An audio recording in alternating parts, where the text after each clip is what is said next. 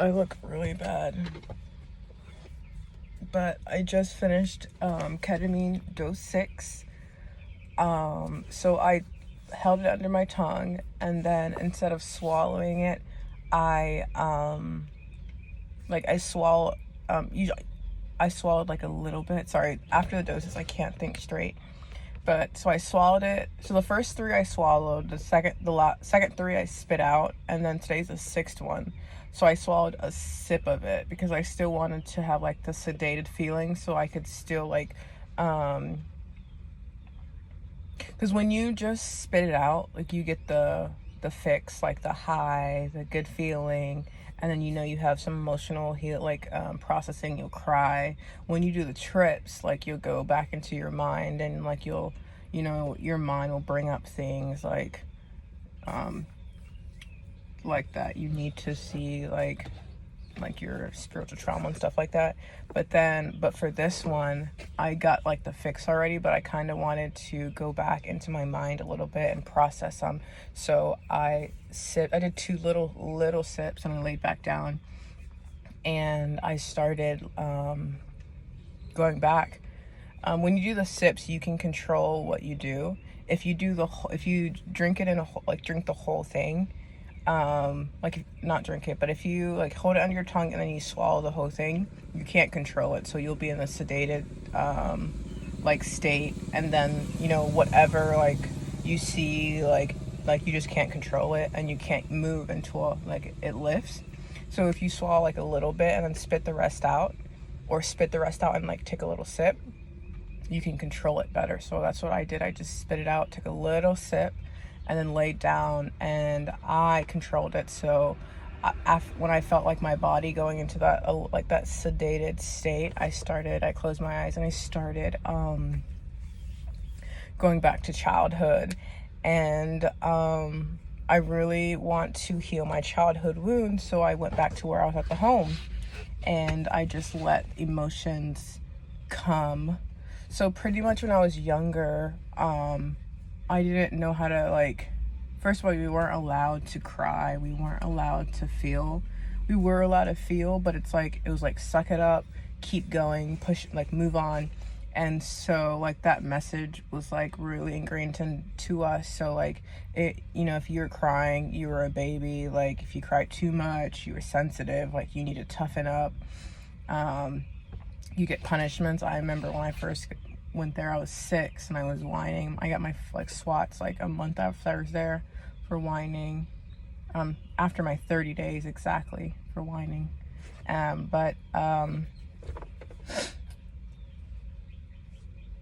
Yeah, so anytime, because I didn't have anyone to I had a caretaker, but I didn't have a one-on-one caretaker. That caretaker was for 36 people.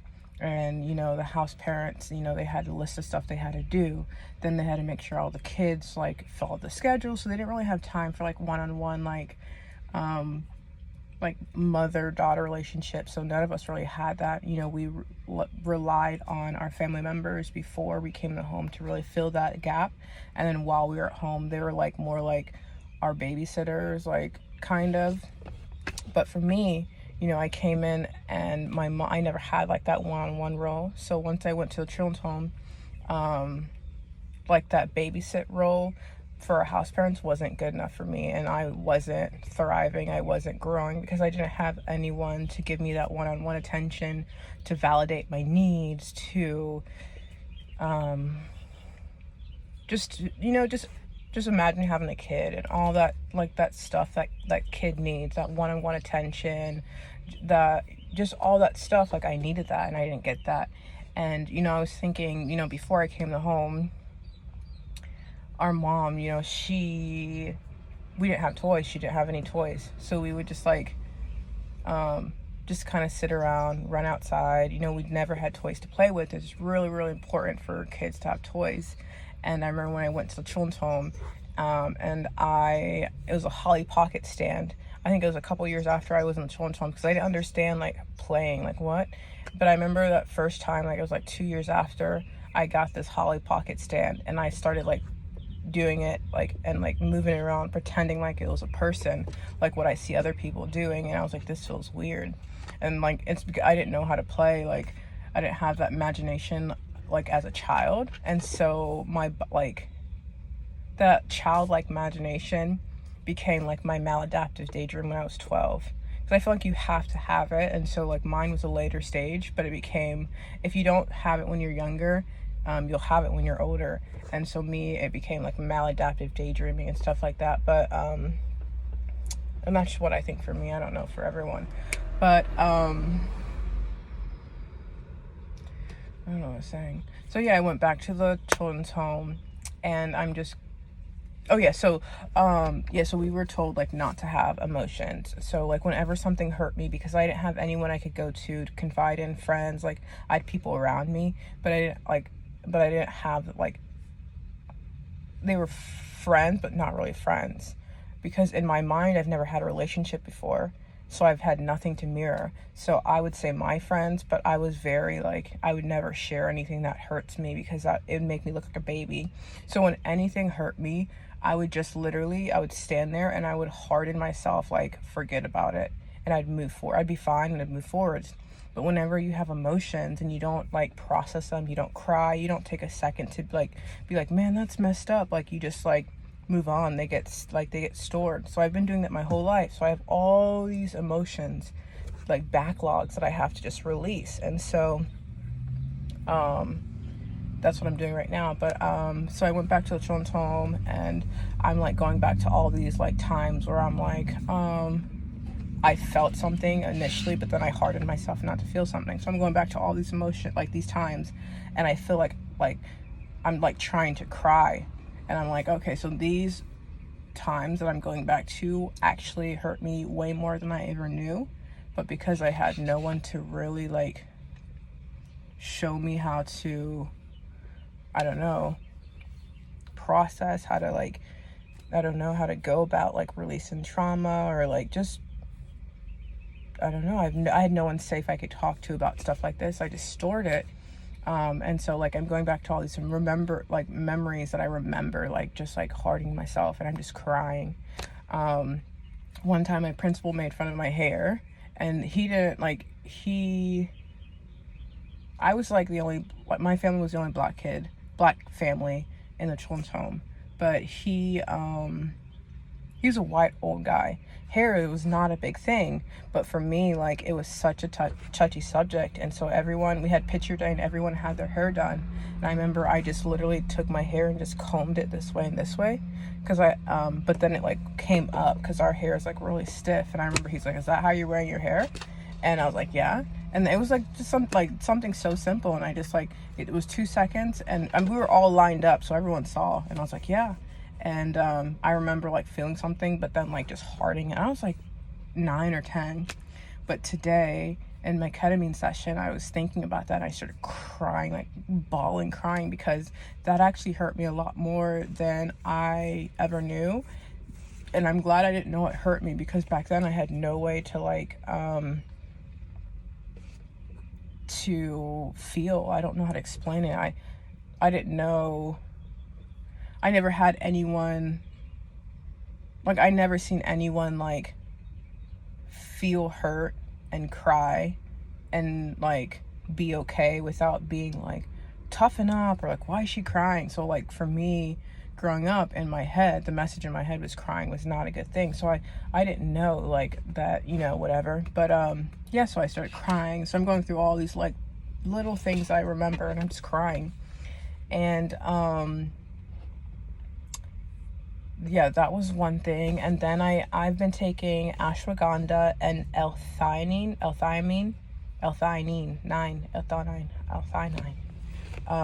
But I've been taking those together. Ashwagandha is for cortisol, because I have a very stressful, like chronic stress. I was born because my mom was super stressed and super like just crazy. And I was born and I saw her and I mirrored that. And so from a child, I like was miserable, stressed, depressed. Like like I had the world on the back of my hand, like on my shoulders, and I didn't know that. And so like, but that's how my system was like functioning as, because that's how my mom's was, because she actually did have like all that stuff. And so I started taking ashwagandha for cortisol, which really helps and helps me sleep better. And then I started taking L-theanine, which helps with like anxiety and calmness. And so I've been taking them 2 days. So the day before yesterday, I took that, and I was laying in bed, and it was like the calmest I've ever felt in my life, even at the children's home. And then today, I took it before bed, and then, it's still in my system. So when I take the ketamine, I can feel my nervous system and how calm and like relaxed it is. And I'm going back to in my head, and I can feel the emotions from when I was at the children's home. And I can feel how intense the emotions that I was carrying on me without even knowing. I like that uncomfortable feeling where like, you just know, like, I don't even know, like, it's just like, it's that tense feeling. I had that 24/7.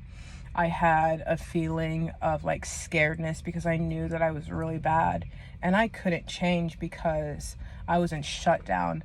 And the only way that I can get out of shutdown is from therapy and somatic healing. And back then that wasn't a thing, and I didn't know that either, but I knew for a fact that I could never change.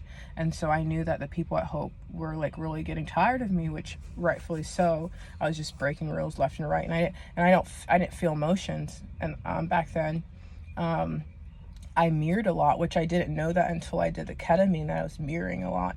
But so I felt like on edge, because I knew that the Hope was a good place. But I knew that I was on the verge of being kicked out, and I knew that I couldn't change. So I was like, it was only a matter of time. So I was on edge because of that. I was very uncomfortable. Like, I was very, like, my breathing, like, was, if you're running, like, and you're breathing, like, that was my breathing, my normal level breathing. So my body was on high alert my whole life, and I didn't know that. And just so much other stuff on top of being miserable and depressed and all this stuff, and not knowing, like I went through it as a child. And like whenever you look back at emotions, like depression, you look at the past, and the past is always so great because you only remember the good. So when I look back at Hope, at first I hated Hope, but then I started, like, once I was like remembering I only remember the good things. Then I was like, oh, Hope was like such a good like place. I was so happy. I was so safe. I was safe physically, but I was never safe emotionally.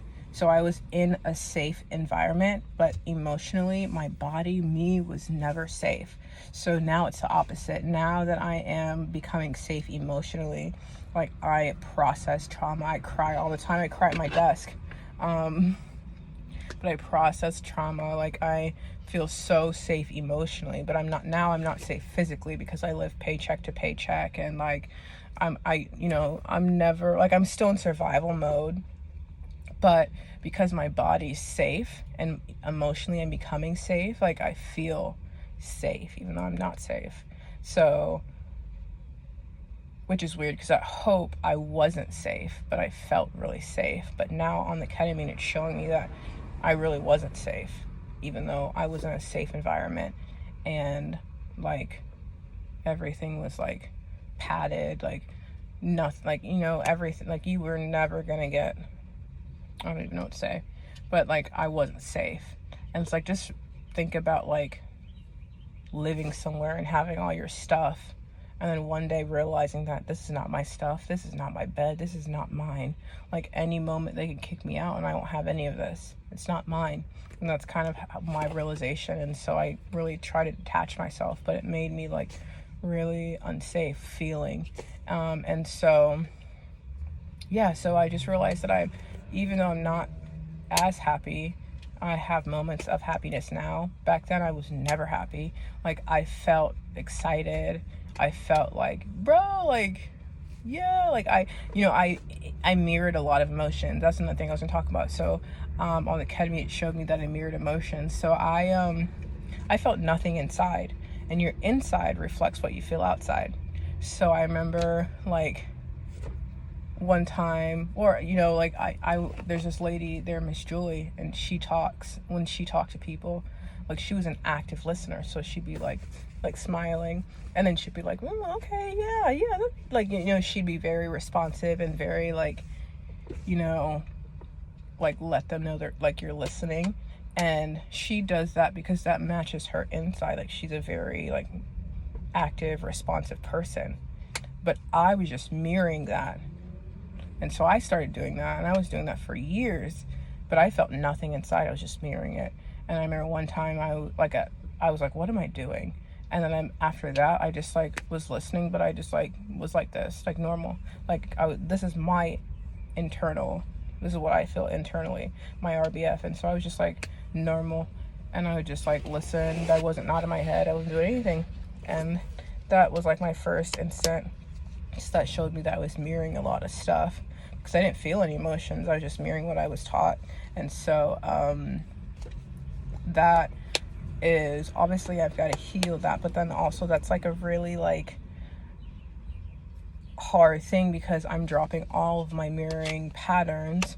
So now I have nothing. Now I'll walk past someone and like not even like, oh, I should say hi, like, because before that was just what I was taught. Like that's what I saw people do. You walk past someone, you just say hi, and just keep walking casually, because like it's just weird not to. But I was just mirroring. So now like I've dropped all the patterns, and so now I'll just walk past people and I don't even know, and then I hear them like what's wrong with her, and I'm just like, oh, I should have said hi. So it's a lot harder now, but I want to like build from the ground up.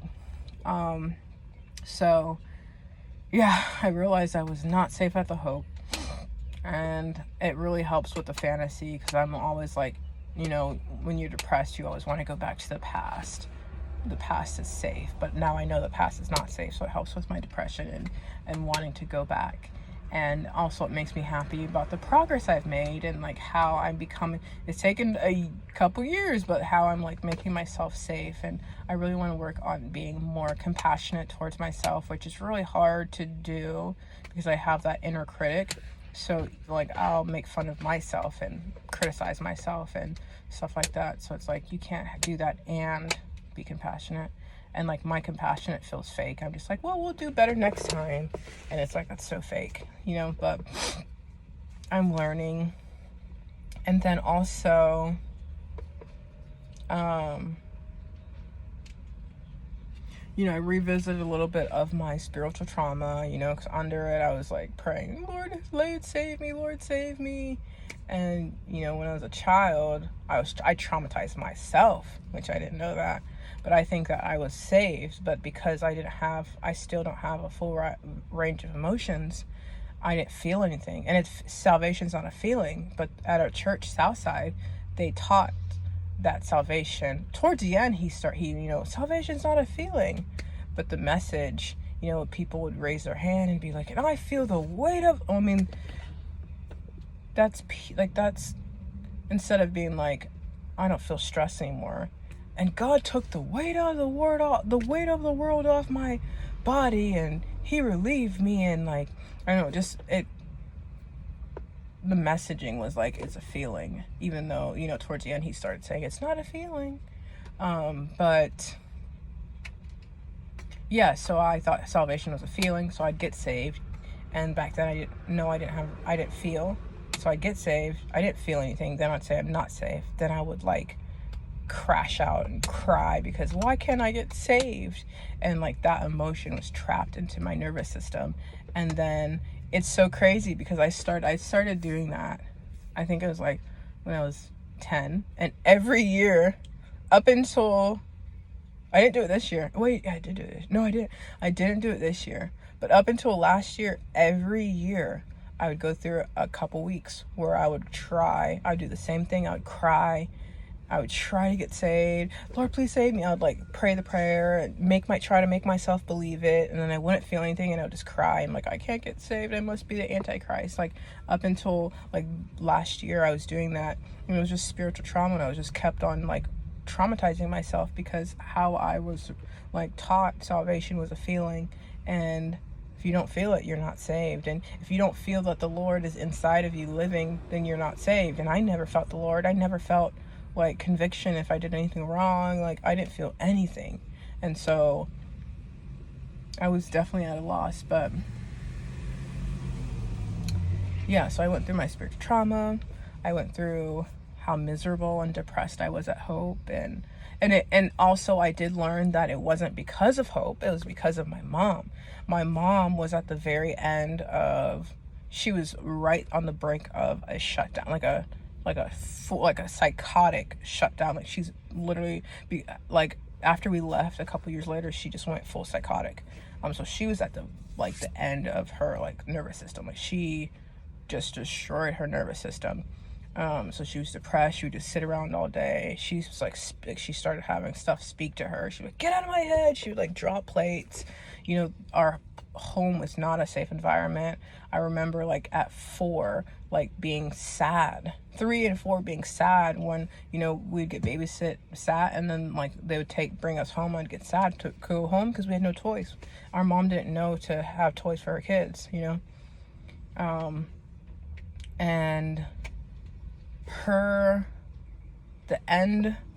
the worst she's ever been in her life was the beginning of me.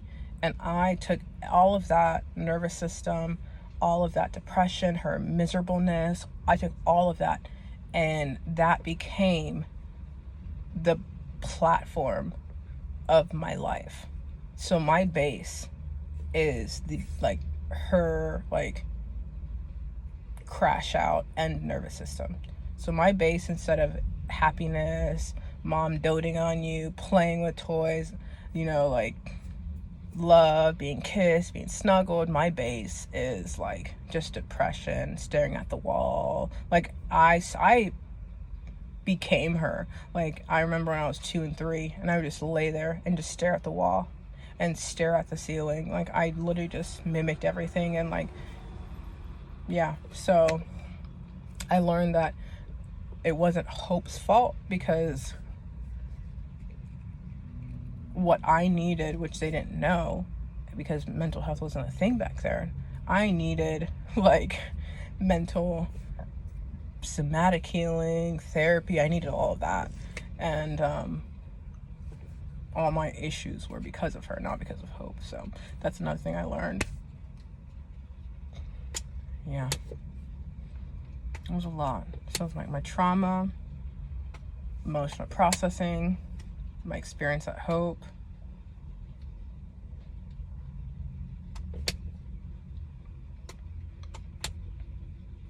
my nervous system, my mom. Yeah. But so I'm on session 6.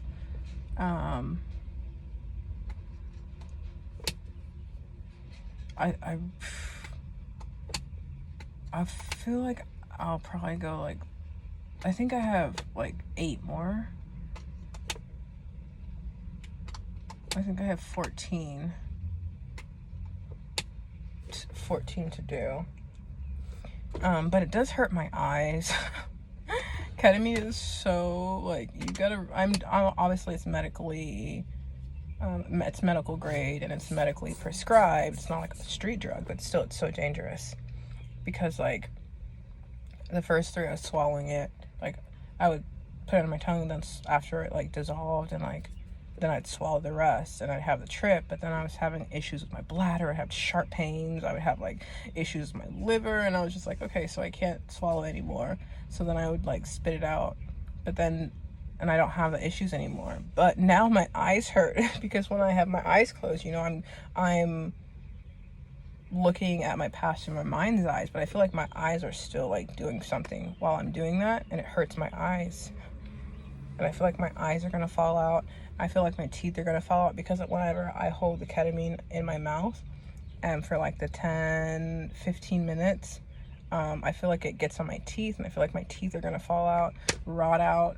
So I'm just like, it's very dangerous. Obviously I need it, but I'm gonna keep doing it. But I'm definitely, after I finish, I mean, I might not finish it all the way, but after this I might just, I'll see. I pray that, like, with every dose I get more and more healing, which I am. But it's like, ketamine kind of like 2x the healing time, because I don't want to be crying and depressed for 2 years, and then after the 2 years I start, you know, fixing my life and stuff like that. I want to do that now. But I am very grateful. First of all, my 20s were the worst years of my life because I was homeless, depressed, miserable. Like, this is the end of my 20s. I'm 27, and now I'm like getting the healing, and finally, for the first time with the ketamine, I feel happy. Like, and it's like not even for a full day. It's like after the ketamine dose for like 1 or 2, like I'll feel happy and then I'll go like back to normal. But I never felt like happiness in my stomach, like in my body before. I think I felt peace one time, and that was when I spoke with my pastor's wife about salvation. And I don't even know why I felt peace, because I remember I think after she talked to me, I was like, I'm not saved. But yeah. But my 20s were the worst years of my life. I'm 27. I'm just now getting all the healing. But I want to like close off healing 27, 28, and then like make something of myself in my 20s. Like close it out good. But 30s are going to be a blast. I already know it. 30s are going to be a blast. Like I got a debt relief program. So like my debt is like I'm paying the people to like invalidate my debt. I'm paying them like like a monthly plan for 22 months, and then they're going to cover the rest of the debt. So that's good. And then so that debt's a big one, that's gone. And then the more I take ketamine, the more like my spiritual health and my mental health, like it improves. And so that's like big, because you know I've been living the same patterns since up until I started the ketamine. Like I couldn't change. I have no way to change because my nervous system was like in freeze. So ketamine just helped me override that. But I feel very, very hopeful about my 30s, because I feel like I'll finish. Even this year, I think I'll finish. Or even like my 27, I feel like I'll finish like 75% healed. And I'm really happy about that. I also am praying for the Lord because I have a bad RBF. So I'm praying for cheek implants, a nose job, eyebrow lift, and then lip neutral. I mean, that doesn't matter. I can do that for like $200. That's not a procedure. Like lip neutralization is not a procedure. So just for my eyebrow lift, for cheek and nose, because I don't want to have RBF, and also I have depersonalization. So I still don't know what I look like in the mirror. Or I know what I look like when I see myself in the mirror, because I know it's attached to my body, but it's like I can't, when I like look back, I can't see my face. It's just black, and that's because of trauma. But I'm praying for that. I want a 4-part change. I want spiritual, mental, which is helping. Both of those go hand in hand with ketamine. The more I take the ketamine, the more I can feel. The more emotion I can feel, then like the closer I can get to God, because I couldn't feel a lot of stuff. Like I don't even know how to explain it. But those go hand in hand. And then I want to do my name change. I used to go by Bethany. I go by Batani now with everyone. Like, no, everyone calls me Batani. But I want to take the E off and just Batani Rain. And then I want to get a physical change. And yeah. So yeah, I'm praying for that. Also, I have a conscience now, which I've said that a couple videos back, which I never had before. I remember watching Pinocchio with like the cricket thing, and they're like, it's his conscience, and I'm like having people explain it. What's a conscience? And they're like, the thing in your that tells you like what's right or right in your stomach, and I'm just like, no, I've never had a conscience before. I didn't know that, but I actually feel a conscience now. So whenever I do something, I'll feel in my stomach, and I know like that is not a good feel. Like I should not do that. Like I was like texting at work, and I had like so our teams, we have a teams chat. It's only supposed to be strictly for business, but our group, they text just memes and stuff like that, and I'm like, oh yeah, it's funny. But then someone chatted me, like messaged me privately, and he was like, oh, I'm just letting you know I'm leaving. And so I responded. Well, someone else did it privately also, and then I responded. As soon as I responded, I felt bad. I felt like, oh no, I'm not doing this again. So I closed my Teams and I haven't opened it again. And I'm just like, but I felt it in my stomach, and I'm like, that's my conscience. And I was just like, wow, I have a conscience.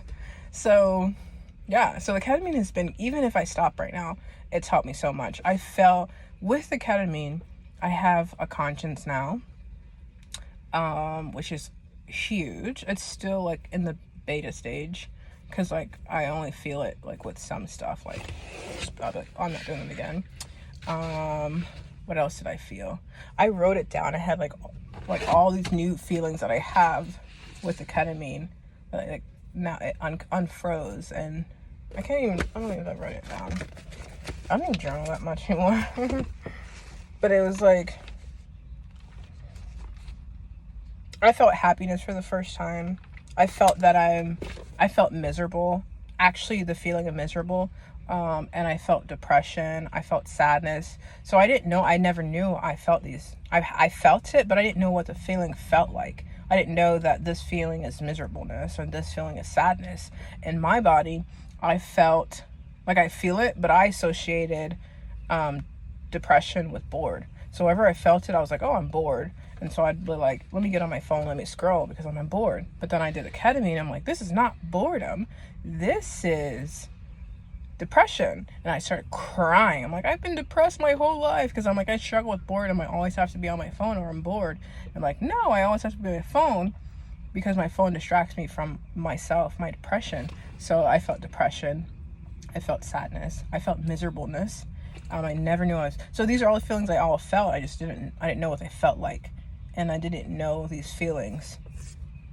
And like they were feelings until like I did the ketamine. I'm like, oh, I had these my whole life. So depression, sadness, boredom, not boredom, depression, sadness, miserableness.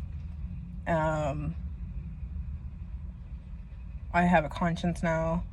I just still don't feel love. I feel empathy now, a little bit of empathy here. It's empathy for me is like tied to like vulnerable people, like outlier people, like some mentally ill, like black people with glasses, like the nerdy black people. Like I feel empathy because I'm like, they probably don't fit in with their I don't know, but I feel that.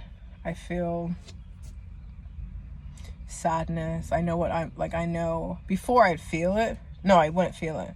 I would feel it, but I didn't know what the feeling was. I'd just be like, oh, I feel off today. But now I know like what I feel sadness. I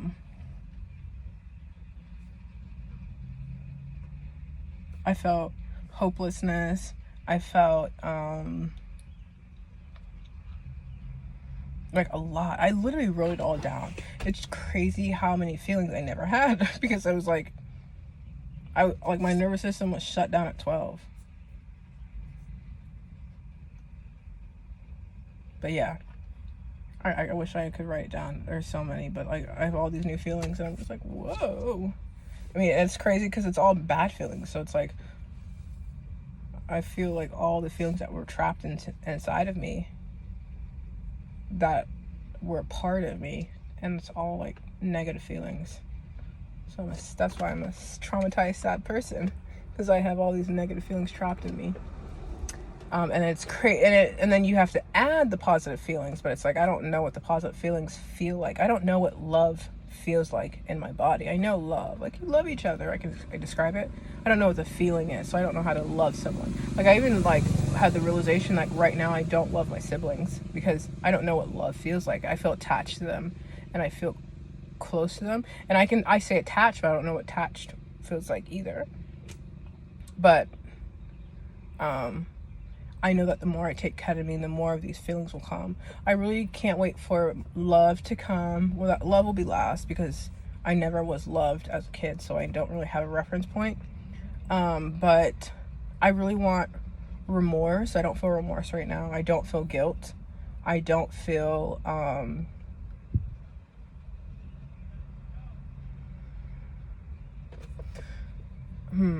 don't feel remorse. I don't feel guilt.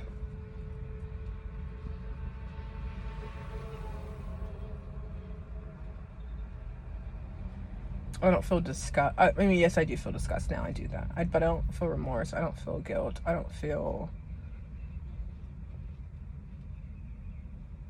like shame. I don't feel like, I feel shame, like emotional shame, like shame. Like I grew up feeling like shame. Like my skin is black. I don't deserve anything. I feel that, but I don't feel shame. Like if you're wearing I feel like there's two different feelings from shame. Like there's one that you think you're less than just by default, is shame. But there's another shame where you maybe you're in public and you're wearing no clothes and people are like, have you have no shame? I don't feel that. I don't feel that kind of shame. But those are the main two things, is remorse and guilt. And there's probably more that I can think of, but at the top of my head, those are the emotions that I really want to feel. And it's crazy because when I was younger, I really thought that I was a psychopath. I really did, because I didn't have any emotions, and I would always get scared, kind of. But then wasn't scared, it was like fear. What if I am a psychopath? Because I didn't feel any emotions, and I'm like, what other symptom is there that someone has no emotions? Someone can do something and not feel anything. And I really thought I was a psychopath growing for a little bit, and I was really scared about that. And I was like, well, maybe I'm a sociopath, because I do feel a variety of emotion, a little range of it. I feel embarrassed, I feel excited, I feel, so I feel a little bit, so maybe I'm a sociopath. And I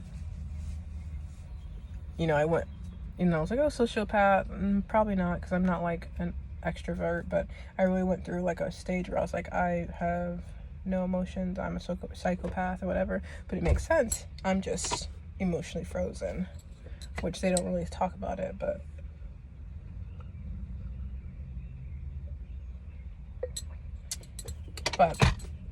I'm very glad for my healing, and my last dose is December something, so I'm very happy to see what happens in the future. I'm very, very happy that I am going through my healing in my 20s, closing out my 20s with the positive, and I know my 30s are gonna be it sucked to, it already sucks looking back, and I'm like, I lived my whole life like this. I remember last year's when I started doing breath work, I did the Wim Hof breathing method. So I would do the hyperventilating breathing, and then I'd do the breath hold for 2 minutes. I'd hold my breath for 2 minutes, and it put me in the parasympathetic nervous system, which I was never in. So as soon as I got in parasympathetic nervous system, I would look at the sky and I look at the trees in awe. Like if you're on drugs or something, I feel like people talk about if they're on weed. I've never done it, but they'd say they'd look at a tree and just stare at it, and it's like a tree. And I did that because I was never in the parasympathetic. I was never calm. I was never I was always in fight or flight. So I'm looking at everything through a dissociated mindset, not through a parasympathetic mindset, not through peace. I was never present. When I did the 2 minute hold, I was present. I was never present. So it's kind of before, I was looking from a second party, looking from behind someone, looking through glasses, pretty much what I can explain it. You can see it through glasses, but then you put magnifying glasses on, or you take your glasses off, and then you actually see, or no, looking through dirty glasses or splotchy glasses, you can see everything, but it's like you see kind of like the splots, like it's a little like shady if the glasses are dirty. Then you take off the sunglasses and you see something, you're like, wow. And that's what happened when I was present. And I thought I was like breaking like sound barrier, like doing something magnificent, and no, I was just like, for the first time in my life, for that little like 2 minutes, I was present. I was seeing something from not the second party, but with my own eyes. And yeah, but it's just crazy to think, and sad that my, like, for the 26 years of my life, that's how I lived. And like, so yeah, it's sad, but it'd be even more sad if it was like, for 32 years of my life, I was like, dude, I want to heal. And I'm praying. I'm like, Lord, please 2x this. Because I was reading a book and there's like, healing takes about 3 to 4 years. You have to grieve. Yeah, it is not. And I had PTSD. Well, I have CPTSD, but I still have like some PTSD like side effects, like I'll jump, stuff like that. But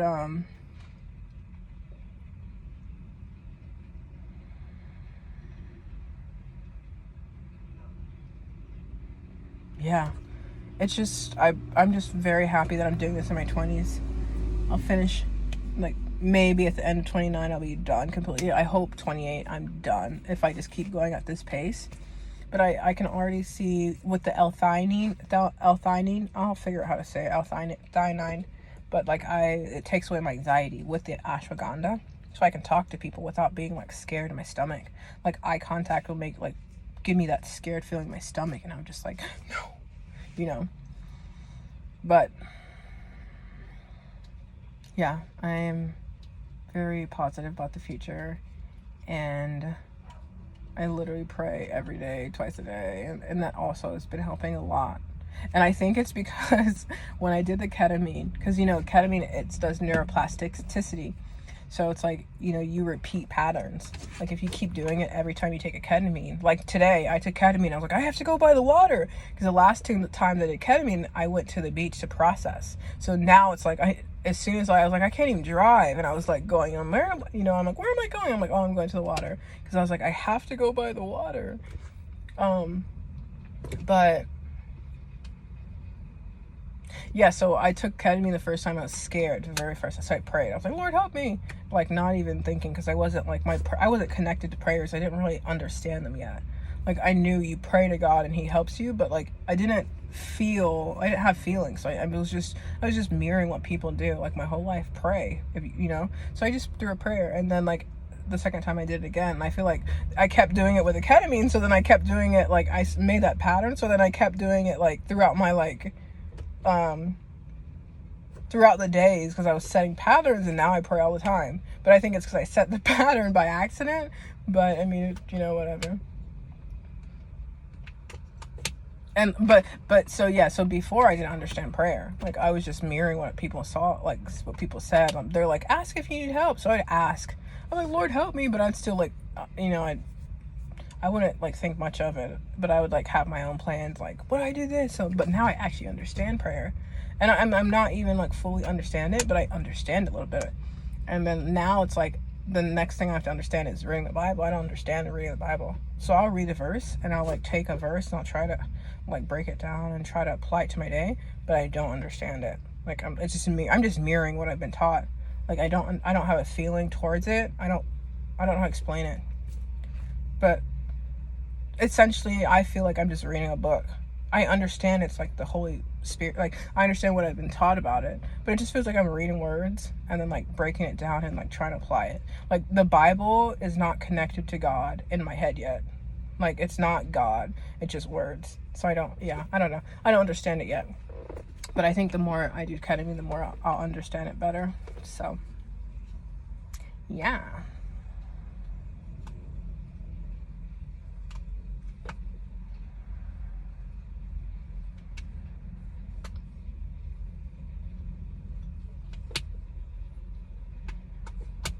Yeah. Anyways, that's an hour that I've been talking.